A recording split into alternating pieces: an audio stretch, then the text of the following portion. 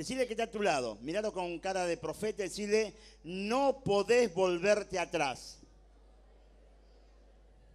Y ahora mirarlo de vuelta y decirle, ¿te acordás de dónde te sacó el Señor? Porque esto es muy importante. Si vos no te acordás de dónde te sacó el Señor, posiblemente vas a querer volver atrás. Pero si vos te acordás de dónde te sacó el Señor, difícilmente quieres volver atrás. Exceptuando que antes de conocer al Señor estabas mejor que ahora. Lo dudo, porque dice la palabra que sin Cristo nada podemos hacer, ¿eh? Entonces, en esta noche yo quiero hablarte de un temita para mí muy importante, ¿no? Entonces le puse como título, no volveré atrás. Éxodo capítulo 14, del 5 al 15, dice la palabra de Dios de esta manera. Nos sentamos, guardamos silencio, así todos juntos podemos compartir la palabra. Dice la palabra del Señor de esta manera. Y cuando el rey de Egipto se enteró de que el pueblo se había escapado, tanto él como sus funcionarios cambiaron de parecer en cuanto a los israelitas y dijeron, ¿pero qué hemos hecho? ¿Cómo pudimos dejar que se fueran los israelitas y abandonaran su trabajo? Al momento ordenó el faraón que le prepararan su carro y echando mano de su ejército, se llevó consigo 600 de los mejores carros y todos los demás carros de Egipto, cada uno de ellos bajo el mando de un oficial. El Señor endureció el corazón de Faraón, rey de Egipto, para que saliera en persecución de los israelitas, los cuales marchaban con aire triunfal. Todo el ejército del faraón, caballos, carros, jinetes y tropa de Egipto, salió tras los israelitas y le dio alcance cuando estos acampaban junto al mar, cerca de Pi Hahirot y frente a Baal Zephón. El faraón iba acercándose cuando los israelitas se fijaron y vieron a los egipcios pisándole los talones.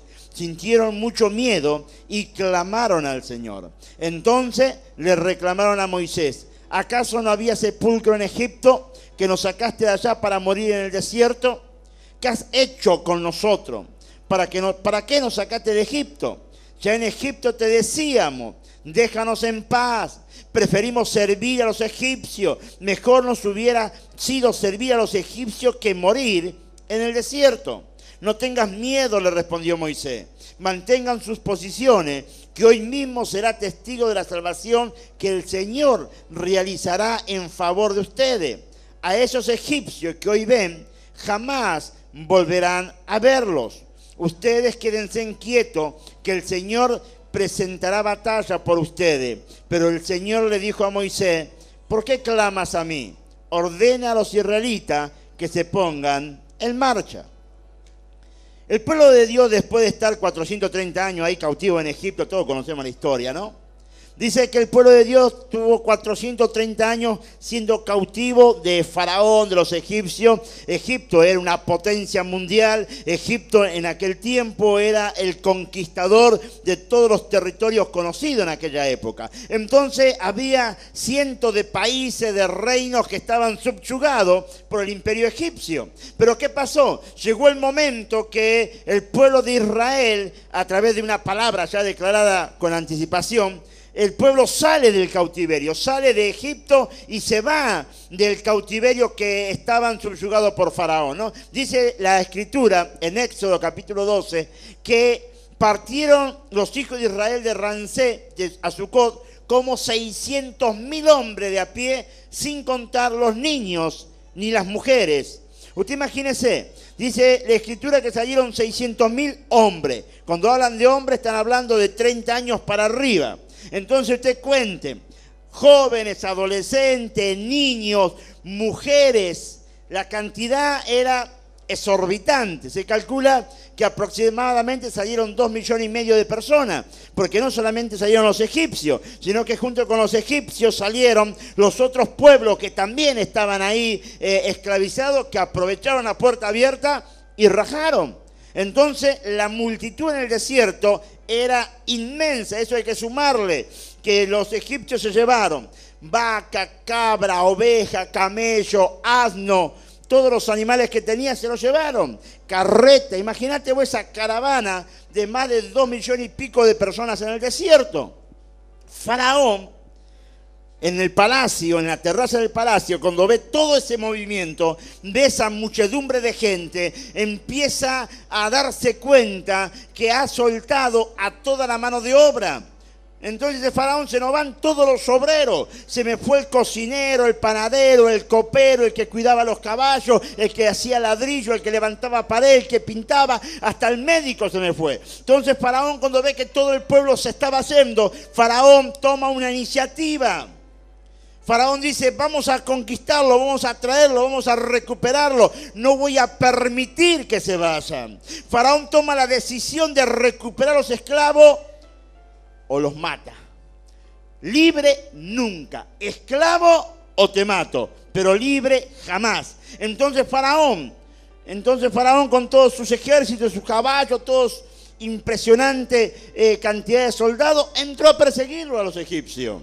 Cuando el pueblo vio al ejército de Faraón, tuvieron miedo y comenzaron a quejarse. ¿Contra quién? Contra Moisés, porque ¿quién nos sacó de Egipto? ¿Quién era el cabecilla? ¿Quién era el líder? Moisés. Entonces cuando las papas queman, ¿a quién le tiramos la bronca? Siempre al líder, a la cabeza. En este caso, Moisés estaba recibiendo todas las quejas de 2,5 millones de personas. ¿Te imaginas toda esa masa murmurando y quejándose contra un solo hombre? Cuando el pueblo vio al ejército, entró en pavor, entró en pánico. Moisés trata de animar al pueblo, pero el pueblo estaba con gran temor y veía en Moisés el culpable de la situación. Ese temor y queja llevó a Moisés a tratar de convencer al pueblo. Imagínate Moisés, soportando la queja de toda esa muchedumbre. Moisés escuchaba que se quejaba el de acá, el de acá, el de atrás, del costado, de arriba, de abajo. Era un continuo zumbido de quejas. Que llegó un momento que Moisés se turbó. Pero Dios le recuerda a Moisés lo que tenía que hacer. No detenerse, sino que tenía que seguir marchando. ¿Por qué? Dios ya le había dicho a Moisés cuál era el plan. Antes de que el pueblo salga y que ocurra todo eso, ya Dios había hablado con Moisés y le había dicho el plan que Dios tenía para derrotar y para liquidar al imperio egipcio. Éxodo capítulo 14 dice de esta manera: el Señor habló con Moisés y le dijo: ordénales a los israelitas que regresen y acampen frente a Pit Ajirot, entre Migdol y el mar, que acampen junto al mar frente a Baal Zephón. El faraón va a pensar: los israelitas andan perdidos en esta tierra, el desierto los tiene acorralados. Yo por mi parte, dice el Señor, endureceré el corazón de Faraón para que él los persiga. Voy a cubrirme de gloria, dice el Señor, a costa del Faraón y de todo su ejército. Y los egipcios sabrán que yo soy el Señor. Así lo hicieron los israelitas. Dios le había dicho a Moisés la estrategia. Dios le había dicho a Moisés lo que tenía que hacer. Pero cuando llegó la murmuración, cuando llegó la presión, cuando llegó el momento que todo el mundo cacareaba, Moisés se turbó, Moisés se le nubló los pensamientos, Moisés se había olvidado lo que Dios le había dicho que él iba a hacer. Se había olvidado el plan divino de Dios. La presión del momento hizo que Moisés se olvidara del plan que Dios tenía y que Dios ya le había contado a Moisés. Cuando mayor presión uno tiene, cuando más grandes son los problemas, es cuando más tengo que recordar las promesas de Dios para mi vida. Cuando el hombre y la mujer se encuentran en presión, cuando el hombre y la mujer se encuentran oprimidos, cuando el hombre y la mujer se encuentran saturados de problemas, cuando el hombre y la mujer se encuentran muchas veces debilitados por las consecuencias, es donde tienes que recordar las promesas de Dios para tu vida. Cuando uno se acuerda de las promesas de Dios, uno dice: estoy afligido, estoy preocupado, estoy angustiado, estoy oprimido, pero sí sé que mi Redentor vive, y si Él vive, Él también me sacará de acá. Pero cuando uno se olvida de las promesas de Dios, los problemas, las luchas, las pruebas, las adversidades, te empiezan a sepultar. Te empiezan a doblegar. Te empiezan en cierta manera a torcer el brazo y te lleva a un estado de estar postrado, no delante de Dios, sino delante del problema. Porque la presión, la angustia, la preocupación, la necesidad, el conflicto se está poniendo como corona sobre tu cabeza. Pero cuando vos en medio del problema recordás la promesa de Dios, el Señor dice en su palabra: aunque tu padre y tu madre te abandonen, yo el Señor te tomaré, te recogeré. Y cuando uno empieza a recordar esas cositas, uno tiene que pensar: estoy pasando problemas, estoy pasando lucha, tengo dificultades, pero tengo un Padre que me cuida, que me valora y que me sacará de esta circunstancia. Pero uno tiene que recordar las promesas. Si uno no recuerda las promesas de Dios, el diablo sagazmente va a provocar que ese problema sea tu sepultura. Decid conmigo: mis problemas no es mi sepultura. Mis problemas es el trampolín para acercarme a Dios.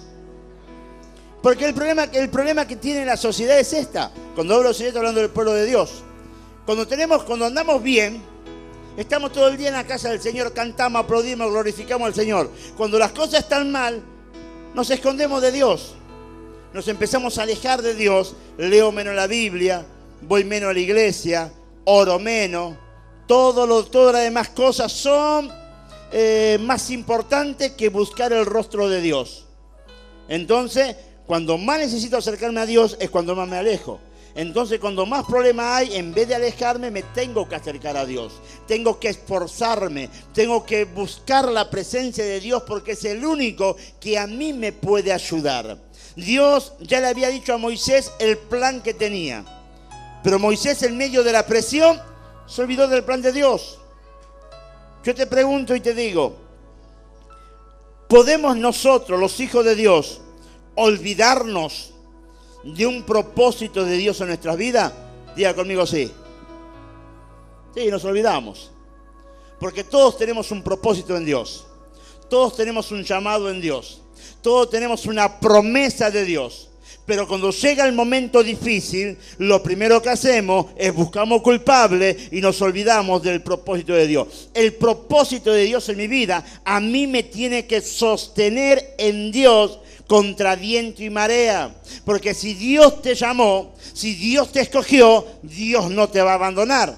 Es ahí donde uno tiene que sostenerse. Pero muchas veces nosotros actuamos al revés. Y en esta noche vamos a ver cómo las presiones muchas veces nos hacen olvidar los planes de Dios en nuestras vidas. Y por consiguiente hacemos nosotros abortar los propósitos y los proyectos de Dios. Cuando usted se olvidó el plan que tiene Dios con usted, usted está haciendo abortar un propósito divino en su vida. Dios no se olvida nunca. Dios no se olvida de nosotros. Dios no se olvida de su llamado. Somos nosotros que nos olvidamos de aquel que nos llamó. La presión, la dificultad, los problemas siempre van a buscar arrancarte del Señor. Hoy nosotros salimos de Egipto espiritual. El mundo, la tierra, el mundo donde nos movemos, siempre simboliza al Egipto, ¿no? Un Egipto espiritual, donde estamos subyugados por el faraón que es el diablo. Entonces, al estar subyugados por faraón que es el diablo, nosotros estamos en ese Egipto espiritual donde Dios nos sacó.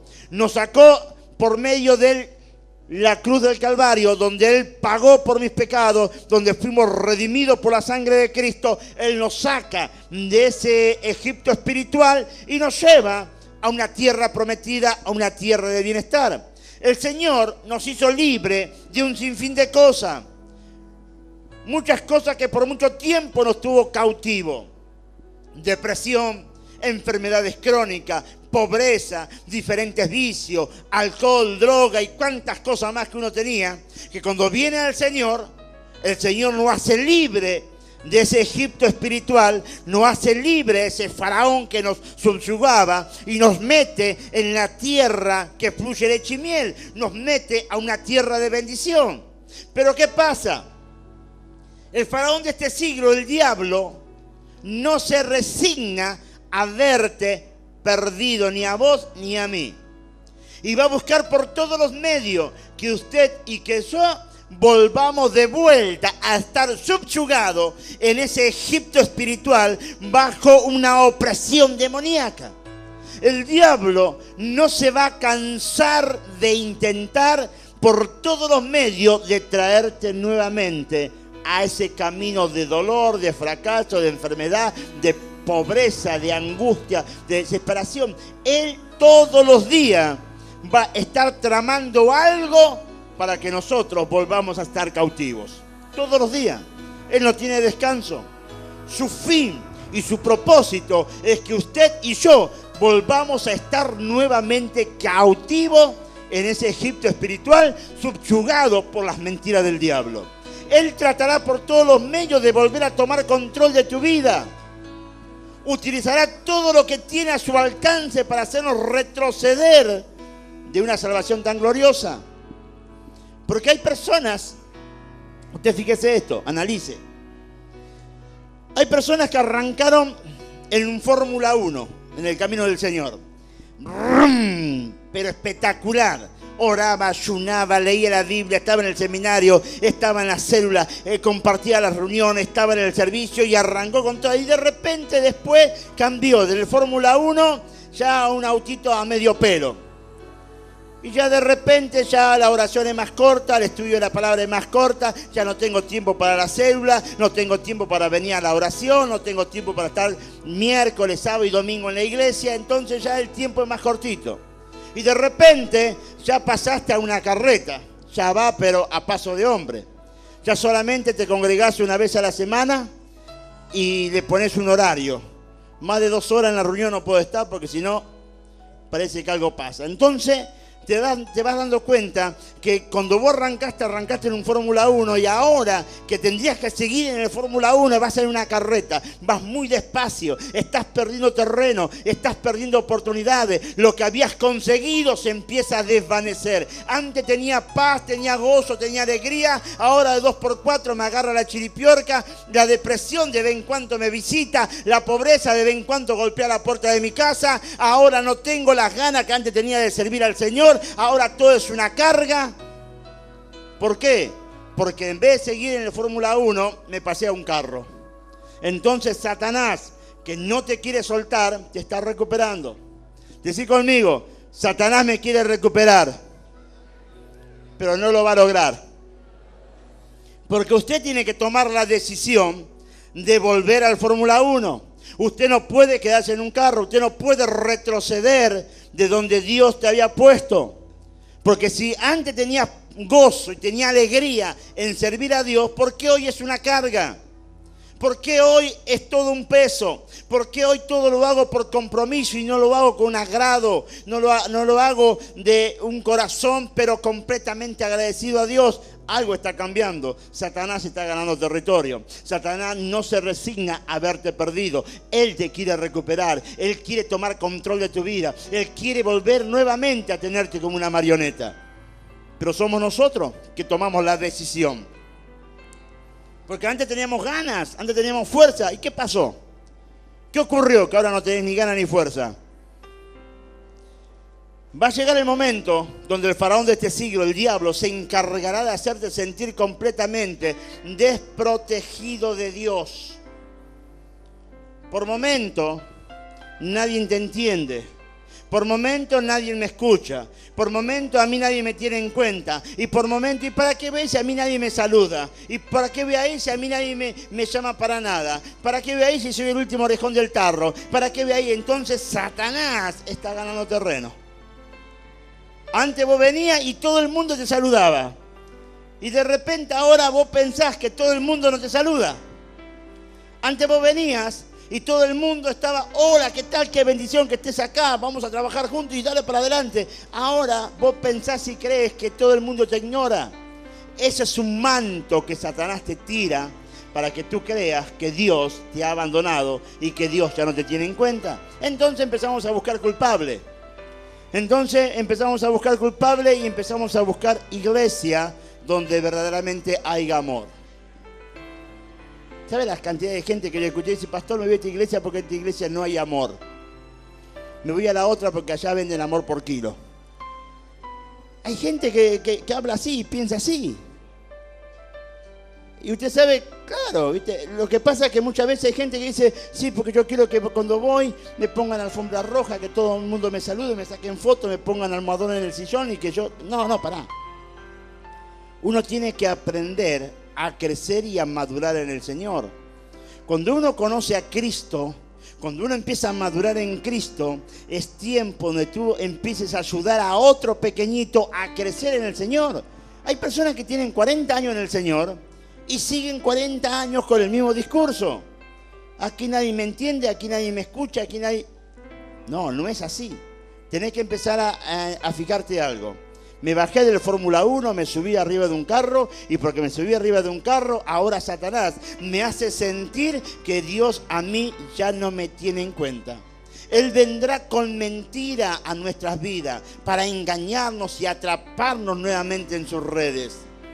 Redes de dolor, redes de fracaso, redes de pobreza, redes de enfermedad. Él va a venir.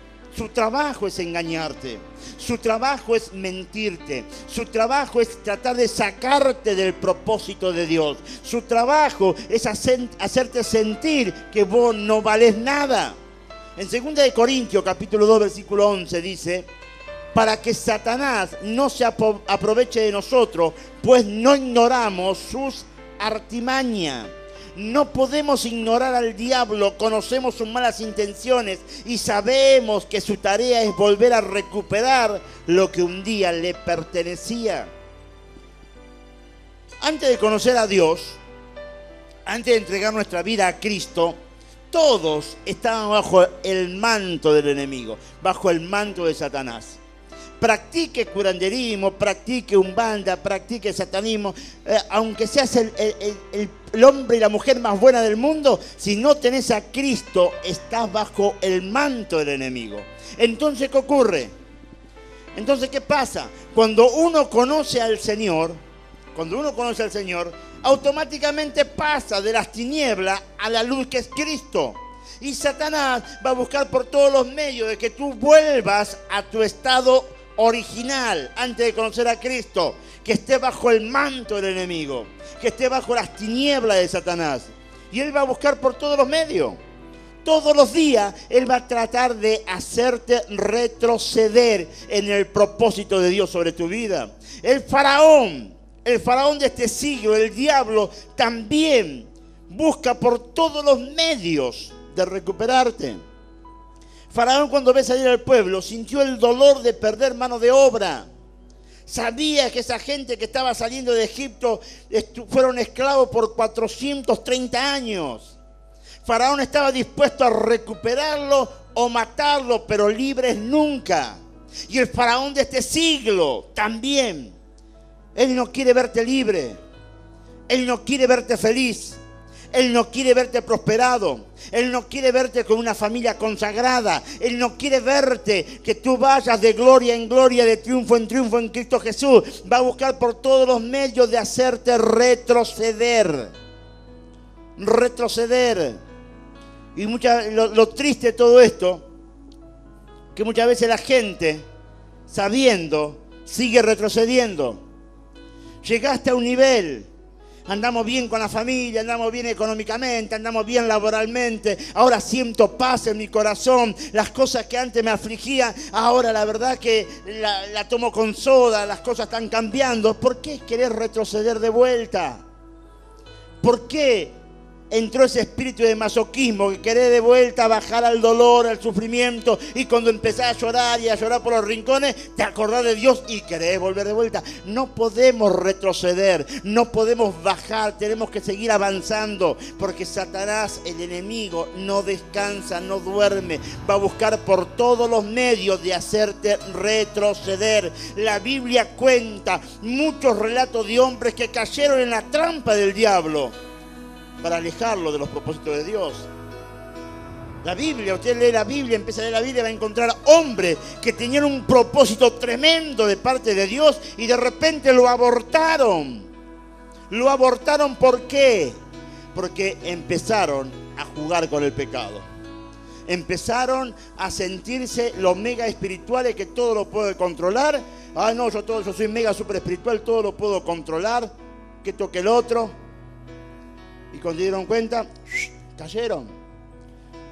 Salomón, un rey que tenía todo a su favor, sabiduría, poder, riqueza, y termina su vida mezclando el servicio a Dios con todos dioses paganos que tenían sus esposas.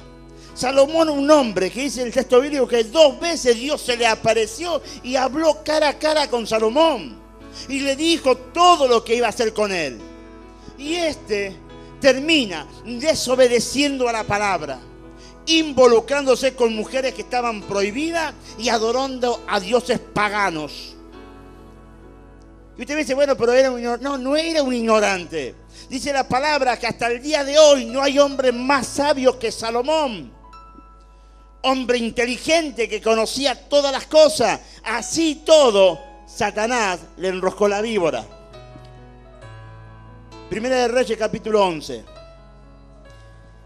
Pero el rey Salomón amó, además de la hija de Faraón, a muchas mujeres extranjeras. A la de Moab, a la de Amón, a la de Edom, a la de Sidón y a las Eteas.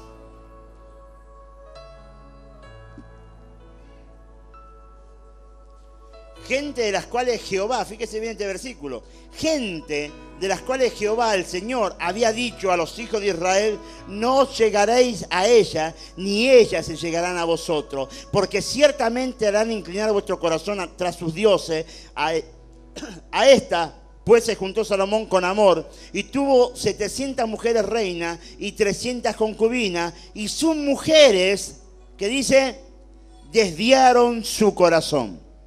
Y cuando Salomón era ya viejo, sus mujeres inclinaron su corazón tras dioses ajenos. Y su corazón no era perfecto con Jehová su Dios, como el corazón de su padre David. Porque Salomón siguió a Astoret, diosa de los sidonios, y a Milcom, ídolo abominable de los amonitas. E hizo Salomón lo malo ante los ojos de Jehová, y no siguió cumplidamente a Jehová como David su padre. Entonces edificó Salomón un lugar alto, a Kemoc, ídolo abominable de Moab, en el monte que está frente a Jerusalén, y a Moloc, ídolo abominable de los hijos de Amón. Así hizo para todas sus mujeres extranjeras, las cuales quemaban incienso y ofrecían sacrificio a sus dioses. Y se enojó Jehová contra Salomón, por cuanto su corazón se había apartado de Jehová, Dios de Israel, que se le había aparecido 2 veces. Salomón termina su día haciendo alianza, pacto, sociedad con el enemigo. Dios le dijo que no se uniera con mujeres de otro pueblo, y él se unió, no con una, con 1000. Y le hizo a cada dios que tenía su mujer, le hizo un altar. Y no solamente le hizo un altar, dice que Salomón iba y adoraba con las mujeres. Hace muchos años mi papá tenía un dicho, decía, un cabello de mujer tiene más fuerza que una yunta de bueyes. Algunos lo conocen. Que no, vos estás riendo, vos lo conocés. Que no, porque era así el dicho, decía, un cabello de mujer tiene más fuerza que una yunta de bueyes. Este tenía 1000 cabellos de mujer, porque tenía 1000 mujeres. Terminó desviando su corazón a dioses paganos. Terminó desviando su corazón y postrándose delante de dioses paganos. Personalmente, cuando yo llegue al cielo, al primero que me buscaba sería Salomón. Porque el texto dice, y se postró y adoró dioses paganos. Esta es una discusión de teología. Pero si uno analiza el texto, dice, y se enojó Jehová contra Salomón por cuanto su corazón se había apartado de Jehová, Dios de Israel, que se había aparecido 2 veces. Y dice que él adoró, se postró. En que cuando yo llegue al cielo, primero, ¿dónde está? ¿Cuál es la casa de Salomón? Voy a pedir. Lo primero, para sacarme la duda, porque hasta ahora tengo mis dudas. Salomón termina sus días haciendo alianza, haciendo pacto, haciendo sociedad con el enemigo. Y Dios les dijo que no se uniera con mujeres de otro pueblo.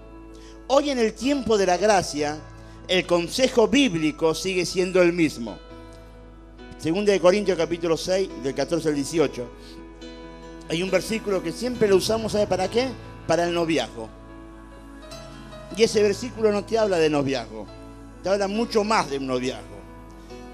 Segunda de Corintios 6, 14 al 18 dice: no os unáis en yugo desigual con los incrédulos, porque ¿qué compañerismo tiene la justicia con la injusticia? ¿Y qué comunión la luz con las tinieblas? ¿Y qué concordia Cristo con Belial? ¿O qué parte el creyente con el incrédulo? ¿Y qué acuerdo hay entre el templo de Dios y los ídolos? Porque vosotros sois el templo del Dios viviente, como Dios dijo: habitaré y andaré entre ellos, y seré su Dios, y ellos serán mi pueblo. Por lo cual salid del medio de ellos, y apartaos, dice el Señor, y no toquéis lo inmundo, y yo os recibiré. Y seré para vosotros por padre, y vosotros me seréis hijos e hijas, dice el Señor Todopoderoso. En otra versión dice esto, fíjense en otra versión: no se junten con los que rechazan la fe, es cosa absurda.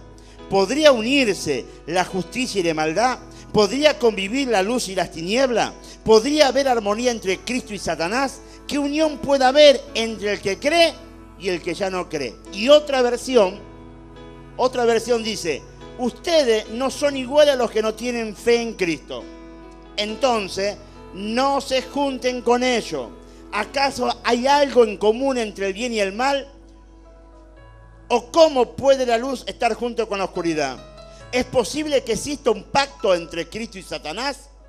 ¿Qué puede haber en común entre un creyente y alguien que no cree en Cristo? Y otra versión dice de esta manera: no participen en nada de lo que hacen los que no son seguidores de Cristo. Lo bueno no tiene nada que ver con lo malo. Tampoco pueden estar juntas la luz y la oscuridad. Ni puede haber amistad entre Cristo y el diablo. El que es seguidor de Cristo no llama hermano al que no lo es. Yo le busqué en 4 o 5 versiones, porque muchas veces este versículo lo usamos, ¿sabe para qué? No podés tener novio que no es cristiano, o no podés tener novia que no es cristiana. Pero esto no habla solamente de noviazgo, habla de, decir conmigo, sociedad, pacto, relación con personas que no conocen a Cristo. Muchos preguntan si se puede hacer sociedad con gente que no conocen a Dios. Cuando digo sociedad estoy hablando de acuerdo, de pacto, de compromiso. Por ejemplo, uno de los tantos es el noviazgo, ¿no? Muchas veces uno dice: no, pero si yo es buena chica o es buen chico, después se va a convertir. No se va a convertir. ¿Por qué? Porque ¿cuál es el noviazgo cristiano y cuál es el noviazgo que no conoce a Cristo? El noviazgo cristiano es llegar al matrimonio virgen, ¿no? En santidad delante de Dios. Y el noviazgo que no conoce a Cristo, ¿cuál es? Tener sexo, relación antes del matrimonio, porque según los psicólogos dice primero hay que tener relación para conocerse. No va a ser cosa que después cuando te cases no te gusta, no sé, un ejemplo. Es así. Es completamente diferente lo que dice, lo que enseña la palabra como noviazgo, lo que enseña el mundo secular con el noviazgo. Entonces, nunca va a estar de acuerdo una persona que conoce a Cristo con una persona que sí lo conoce. El que conoce a Cristo va a intentar guardar la santidad, pero el que no conoce a Cristo va a tratar de voltear la santidad. Entonces, uno dice: pero no, después se va a convertir. ¿Y quién te asegura que se va a convertir? ¿Quién te asegura? Firmame un contrato, a ver si se va a convertir. Te puedo asegurar que difícilmente se convierta. Puede haber algunas excepciones, pero no. Pero la Biblia dice que no se pueden juntar. No pueden tener armonía, porque uno es de Cristo y el otro no es de Cristo. Uno conoce la luz y el otro vive en las tinieblas. Uno adora a Dios y el otro anda a saber a quién adora. Cuando buscamos socios, la persona que vas a poner de socio es la persona más buena de la tierra. Lo único que le falta es a Cristo. ¿Y te parece un pequeño detalle? Porque hay gente que... Yo trabajé 12 años con un hombre en la fábrica. Él era oficial mío, yo era medio oficial. Intachable este hombre, intachable. Vive en Monte Chingolo, allá en Lanús. No te faltó un día al trabajo, ni por paro, por siempre. Era el único hombre que creo que tenía ya 15 años que ganaba el premio de asistencia. No faltaba nunca. Nada, venía enfermo y marcaba la tarjeta y del trabajo lo mandaban al médico, pero nunca faltaba. Nunca se llevó absolutamente nada sin pedirle permiso al capataz o al jefe de personal y a quien corresponda. Un tipo, un ejemplo, a mí me enseñó un montón, pero no conocía a Cristo. Una persona maravillosa, pero no conocía a Cristo. Se adoraba, se arrodillaba ante dioses paganos porque él adoraba a un santo. Buenísima la persona. Pero si no tiene a Cristo, ¿en qué reino está? ¿En la luz o en las tinieblas? Acá no hay término medio. Acá es luz o tiniebla. Si tenés a Cristo en tu corazón, vivís en la luz. Si no tenés a Cristo en tu corazón, vivís en las tinieblas. Por eso, la palabra del Señor dice que la luz con las tinieblas no se pueden juntar. No está diciendo que no puedo hablar con una persona que no conoce a Cristo. No, yo puedo ir al cine, puedo jugar a la pelota, podemos ir a comer, podemos ser muy buenos amigos, pero eso no me demanda que yo tenga una relación de pacto, de contrato, de compromiso, de sociedad, porque eso demanda un 50 y 50. No sé si entiende lo que quiero decir. Usted fíjese este detalle. Esa persona tan buena y honrada está bajo el control del poder de las tinieblas. Y si está bajo el poder de las tinieblas, ¿a quién honra? ¿Delante de quién se postra para adorar? ¿A quién consagra su ganancia? ¿A quién consagra su negocio? Póngase a pensar. Yo sé que acá me gané muchos enemigos, pero no importa. La palabra me enseña eso a mí. La palabra dice: no te pongas en yugo desigual. Porque la persona puede ser buenísima, honrada, más honrada que un cristiano, pero no tiene a Cristo en su corazón. Entonces, ¿qué pasó? Somos socios. El cristiano da gloria a Dios por los ingresos del negocio y el otro consagra sus ingresos a un Dios pagano. La pregunta: ¿Dios tolera esa clase de sociedad? Ojo al piojo, yo lo dejo abierto, yo tengo mi postura, ahora usted tenga su postura. Yo no puedo cambiar su decisión, yo solamente tengo que enseñar el contexto bíblico, la decisión la tienen que tomar ustedes. Yo conozco un montón de personas que tienen socios que no son cristianos, pero también conozco un montón de sociedades que terminaron, ¿sabe cómo? En el piso, porque llega un momento que yo dice, bueno, si no abrí los ojos, te cierro el grifo. Porque uno dice, ay, Dios cómo nos bendice. ¿Pero quién bendice? ¿Dios o bendice el otro? Porque también tiene que analizar eso. ¿Qué pasó con Salomón? Salomón tuvo 1000 mujeres y terminó su corazón desviándolo hacia los dioses paganos. Por eso, uno tiene que tener un poco de, no intuición, sino tener un poco de discernimiento de lo que la palabra enseña. El versículo 15 de Corintios dice: ¿podría haber armonía entre Cristo y Satanás? ¿Qué unión puede haber entre el que cree y el que ya no cree? Puede haber, nos juntamos y nos abrazamos ahí con el inconverso. Vamos a orar a Dios y le vamos a dar gloria a Dios. Y el otro dice, bueno, y oramos y contento. Y el otro, bueno, ahora yo oré con vos orá conmigo. Y el otro saca un gaucho gil, un San la muerte y dice, empecemos a orar a este. ¿Usted qué hace? Piénselo en serio. ¿Usted qué hace?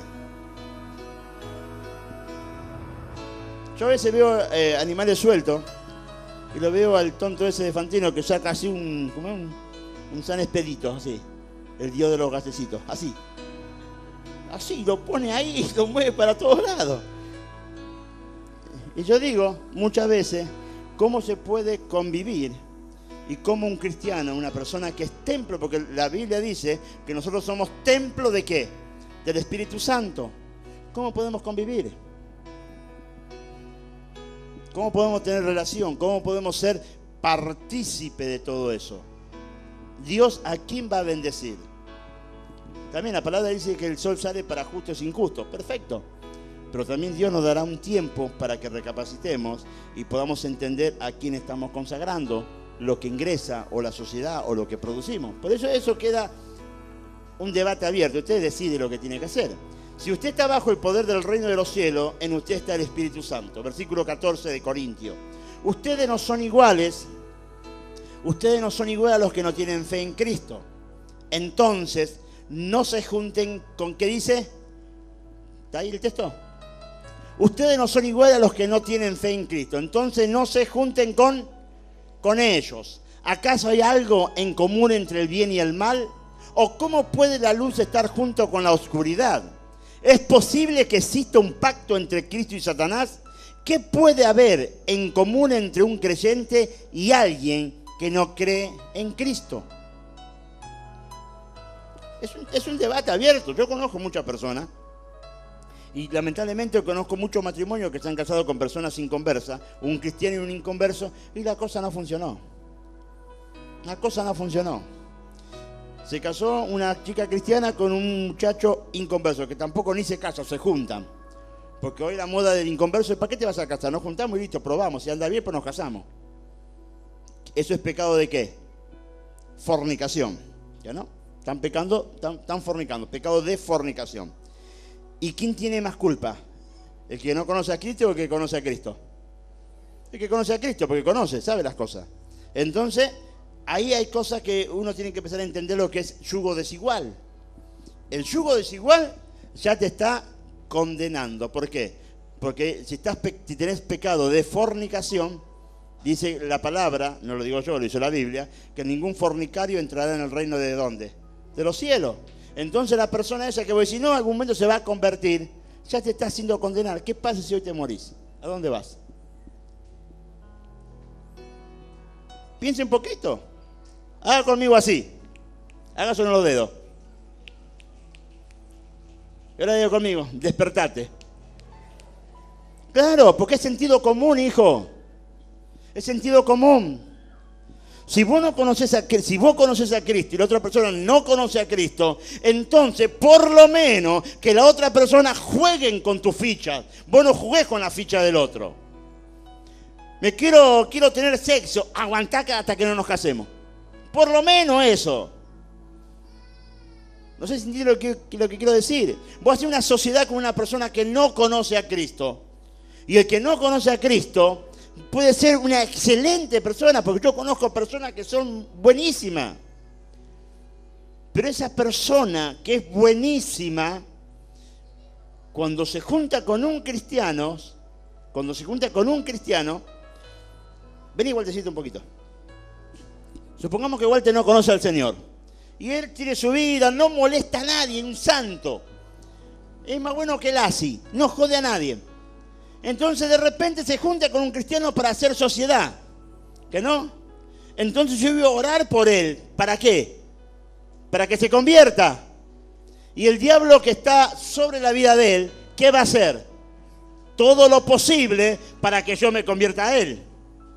Entonces hay una lucha de reinos.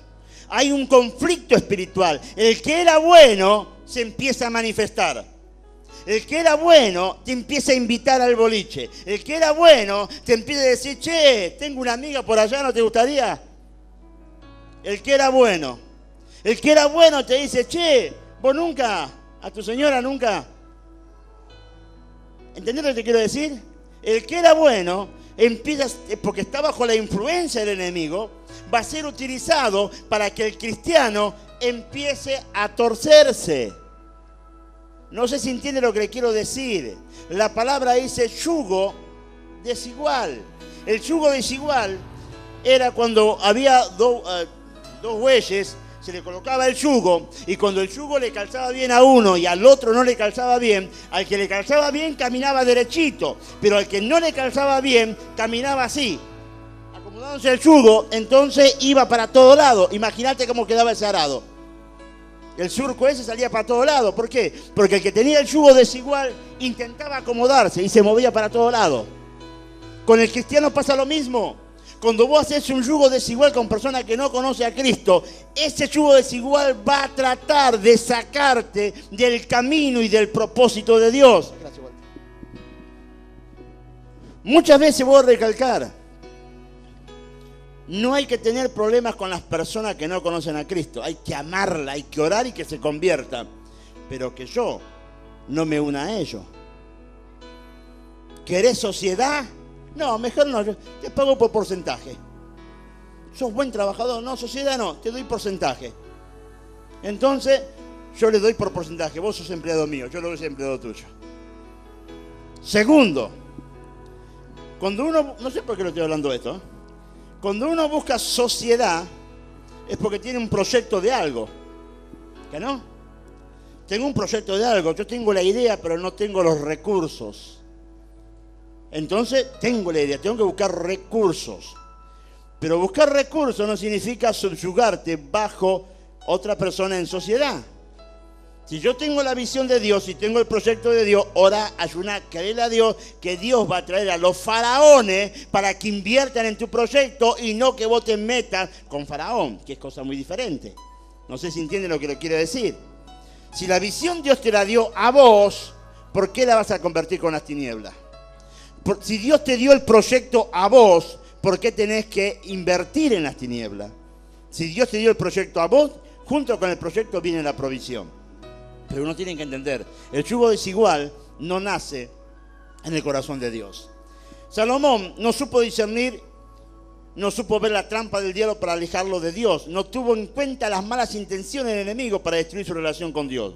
¿Cuántos en este tiempo hay personas que se sienten súper espirituales, piensan y creen que todo lo pueden controlar? Yo lamentablemente porque a mí me da lástima cuando hablo con personas que se sienten tan espiritual, pero tan espiritual, parece que ya no hay nada más que enseñarles, la saben toda, conocen toda la Biblia, saben todo, tremendo lo que saben. Pero yo con los años, yo aprendí una forma de saber cómo se descubre a uno que se cree súper espiritual. ¿Lo querés saber? ¿No? No te lo digo. ¿Querés saber cómo se descubre a aquellos que se creen súper espiritual? Hay dos cositas. La primera, cuando no respeta la autoridad. Y la segunda, cuando no se sujeta a la autoridad. Entonces, cuando hay personas que dicen, oh, pero se creen súper espiritual, fíjate, si respeta la autoridad y se sujeta a la autoridad, esa persona es maduro. Pero si no sujeta a la autoridad y no respeta la autoridad, esa persona es inmadura y Satanás le está haciendo creer que es mega super espiritual. Mega super espiritual. Hace muchísimos años, cuando yo empecé el seminario, me acuerdo que el director del seminario, Milton Pope, me acuerdo que nos agarró a esa camada que ingresábamos al seminario y nos dice, ustedes acá lo que van a hacer es aprender y conocer de la Biblia, pero la unción está sobre su pastor. En dos palabras nos dijo, ustedes van a conocer para ser buenos segundos, no para ser cabeza, porque la unción está sobre su pastor. Porque hay personas que creen saber mucho y como creen saber mucho, quieren estar sobre la persona que está con autoridad. Yo pregunto, ¿tenemos un Dios medio gaga, así, medio torcido? No. Porque si tenemos un Dios así, estamos en el horno. ¿Por qué? Porque si Dios te puso a vos como cabeza, ¿por qué pensás que vos sabés más que este? Si vos sabés más que este, Dios te hubiese puesto a vos como cabeza. Vení, Walter, de vuelta acá. Te voy a agarrar de modelo a vos. Supongamos que Walter... Subite acá arriba, porque somos los dos grandes. Supongamos que Walter, tiene mucho conocimiento bíblico. Yo conozco gente que conoce la Biblia, pero de tapa a tapa. Tiene mucho conocimiento bíblico. Fue a muchos seminarios. Le llevó café a un montón de apóstoles y pastores. Y entonces de repente dice, no, pero yo sé un montón de cosas, que esto, que el otro, que aquello. Esto habría que hacerlo así, esto habría que hacerlo así. Esto a mí no me gusta, esto habría que hacerlo así. Entonces, pregunto, supongamos que yo soy la cabeza acá. Dios está acá en el medio. Y yo le pregunto a Dios, Señor, ¿te puedo hacer una pregunta? Sí. ¿Por qué lo pusiste a Walter allá y él sabe tanto? ¿Y por qué no lo pusiste a él como cabeza y me pusiste a mí que yo no sé nada? Entonces Dios va a decir, Walter sabe mucho, tiene mucho conocimiento, tiene mucha experiencia, tiene mucha trayectoria, pero la unción está sobre tu vida. Porque lo que funciona es la unción, no el conocimiento. Dios no busca conocimiento, Dios busca gente que se deje formar y se deje ungir por el poder de Dios. Por eso muchas veces, cuando uno va a la palabra, uno encuentra que Moisés era un cuadrado bien cuadrado. No sabía ni hablar, un tartamudo tremendo. Le recomiendo una película, El discurso del rey. Un peliculón. Usted ahí va a encontrar lo que le pasaba a Moisés. Gracias, Walter. Moisés era un tartamudo. ¿Pero por qué lo buscó el Señor lo buscó a Moisés? ¿Qué había en Moisés? ¿Qué tenía Moisés? David era uno que pecó, todos los días pecaba, todos los días se mandaba alguna macana. ¿Y por qué Dios dice, David tiene el corazón conforme al mío? Porque Dios busca recipiente para que la unción pueda fluir. Y cuando uno se tapa de conocimiento, se coloca la tapa y la unción no puede entrar. Para que la unción entre, vos tenés que abortar tu conocimiento. El apóstol Pablo dice, yo desecho todo lo mío. Pablo era un doctor en la ley. Pablo era un erudito en la palabra. Pablo tenía la capacidad de conocimiento mayor que cualquiera. Pero él dice, lo tomo por basura y me despojo de todo esto para que la gloria de Dios, la manifestación de Dios se manifieste en su vida. Hay personas que creen que tienen conocimiento. Y hay personas que tienen conocimiento. Y hay personas que creen que con el conocimiento viene la unción. El conocimiento no trae la unción. Lo que trae la unción es un corazón dispuesto a obedecer a Dios. Sin obediencia no hay unción. Sin compromiso no hay unción. Sin esfuerzo no hay unción. Sin rodilla no hay unción. Sin siembra no hay unción. Porque muchas veces uno quiere mucho, pero da poco. Entonces uno tiene que empezar a entender que Satanás, el diablo, va a buscar por todos los medios, para que uno vuelva atrás del propósito divino de Dios. Aquel que se cree firme, dice la palabra, guarda de no caer, simple. Pero yo en esta noche solamente quiero decirte algo. En este tiempo, estamos en un tiempo donde Dios está buscando hombres y mujeres que puedan revestirse de unción, que puedan revestirse de poder, que puedan decirle, Señor, contá conmigo. Señor, yo no voy a transar con ninguna cosa que no venga y provenga de tu reino. Yo no me voy a hacer yugo desigual con personas que no son del reino. Yo no voy a adorar a dioses paganos por medio de una persona que no conoce el reino de los cielos. Pero muchas veces nosotros cometemos el error de mezclarnos con lo que Dios dice que está prohibido. ¿Con quién te juntás? ¿Con quién charlas? ¿Quién te asesora?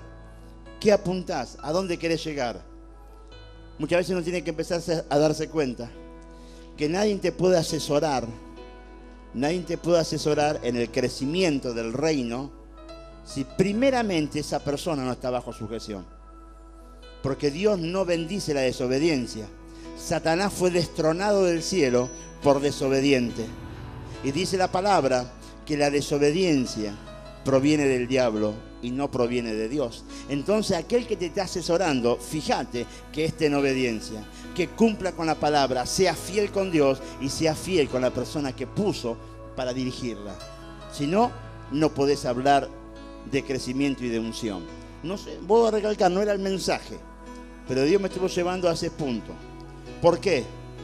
Porque hay personas que tienen conocimiento, pero les falta la unción. Tienen mucho conocimiento, pero les falta la unción. Y cuando hay unción, los cielos se abren. Cuando hay unción, vos podés llegar a metas que siempre soñaste, la vas a alcanzar. Porque la unción destruye, pudre todo yugo de esclavitud. Fíjate la palabra dice, la unción pudre, destruye todo yugo de esclavitud. No dice, el conocimiento rompe y destruye el yugo de esclavitud. Habla de la unción. Y la unción viene primero que el conocimiento. Porque cuando yo estoy ungido, siento la unción de Dios, hay hambre por conocerlo mucho más al Señor. Pero cuando no hay unción, tu compromiso con el Señor es muy escaso. Por eso en esta noche, le pido a los chicos que puedan subir, podamos ministrar a Dios. Pues yo quiero en esta noche orar por ustedes para que haya una unción sobre su vida. Yo sé que ustedes son vasijas de honra para Dios, pero Dios quiere que esas vasijas puedan estar rebosando de la unción del Espíritu Santo. ¿Por qué? Porque hay metas, hay proyectos, hay sueños que ustedes van a alcanzar. Hay propósitos de Dios en su vida que ustedes lo van a alcanzar. Pero necesitan la unción, necesitan el fuego del Espíritu Santo. El conocimiento no te asegura el cielo. El conocimiento no te asegura el cielo. Lo que te asegura el cielo es estar bajo la unción del Espíritu Santo. Y bajo la unción se sujetamos en obediencia para que el fuego de Dios pueda ministrar todo nuestro ser. Ponete de pie, iglesia. Ya estamos terminando. Le pido disculpas, me pasé 10 minutos. Pero yo quiero que en esta noche podamos adorar a Dios y podamos ministrar a Dios. Y permítame orar por su vida para que la unción del Espíritu Santo pueda llenar todo tu ser. Y tu vida sea lo que realmente tiene que ser. Una vida de poder, una vida de autoridad, una vida de compromiso, una vida de conquista, una vida que realmente glorifique al Señor, al Rey de Reyes y a nuestro Salvador. Adoramos a Dios, chicos. Y mientras adoramos a Dios, los que quieran pasar al altar para estar ministrándose su vida, el altar siempre está abierto. Permíteme orar sobre tu vida para que la unción de Dios pueda llenar tu vida por completo. Para que tengas discernimiento, para que tú puedas tener discernimiento y puedas discernir lo que proviene de Dios y lo que no proviene del Señor. Pero tú necesitas en esta noche que el fuego de Dios, la presencia del Espíritu Santo pueda llenar todo tu ser. ¿Para qué retroceder? ¿Para qué volver atrás? ¿Para qué quedarnos? Si Dios te está llamando a que avances, si Dios te está llamando a que conquiste, si Dios te está llamando de que tú seas el hombre y la mujer que realmente tiene autoridad y poder. Haz rebosar mi copa hasta sentir Adora, tu presencia estremeciendo mi interior. Santo tú eres, Señor. Ven y tócame y abrázame, envuélveme en ti, Señor. Adoramos a Dios. Queremos bendecir las vidas. Tu el fuego del lluvia Espíritu está Santo pueda empezar a ministrar cayendo, todo tu tu ser. gloria Que el fuego del Espíritu Santo descendiendo, tu empiece fuego a llenar tu vida. está ardiendo Tú necesitas la en unción de mí. Dios. Tú necesitas la unción de Dios. Tú necesitas el fuego del Espíritu Santo. Tú necesitas que la presencia de Dios empiece a ministrar todo tu ser. Para que tú seas un conquistador. Para que tú puedas conquistar y puedas llegar a hacer realidad cada sueño que hay en tu vida. Que quiero más de Adora, ti. adora, adora a Dios. Haz El fuego del Espíritu rebosar Santo. mi copa El hasta fuego del Espíritu Santo sentir empieza a llenar este tu lugar. presencia El fuego del Espíritu Santo empieza a llenar estremeciendo este mi lugar. interior. Empieza a llenar este lugar. Ven y Que la presencia de Dios tócame empiece a tocar tu mente, y tu corazón, tu espíritu. abrázame, Toda enfermedad, toda envuélveme dolencia en ti, se va en el poderoso nombre de Jesús.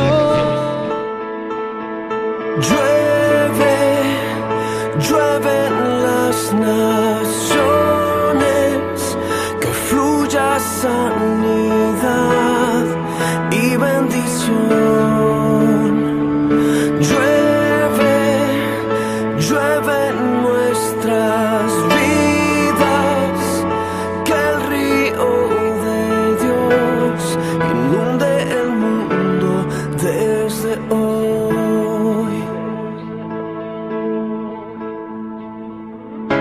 Levantamos nuestra alma y nuestro corazón, un clamor desesperado por tu bendición.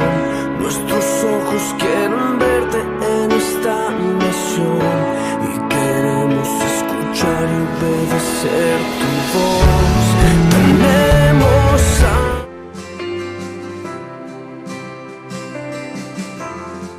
Usted acaba de ver un mensaje del pastor Ramón Dorado del Ministerio Internacional El Gigante es Jesucristo. Para adquirir este u otro de nuestros mensajes, comuníquese al 54 02 202 45 41 55 o visite nuestro sitio web www.elgiganteesjesucristo.org. el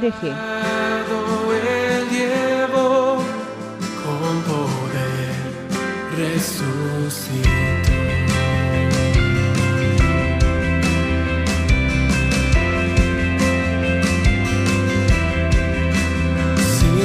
cielo.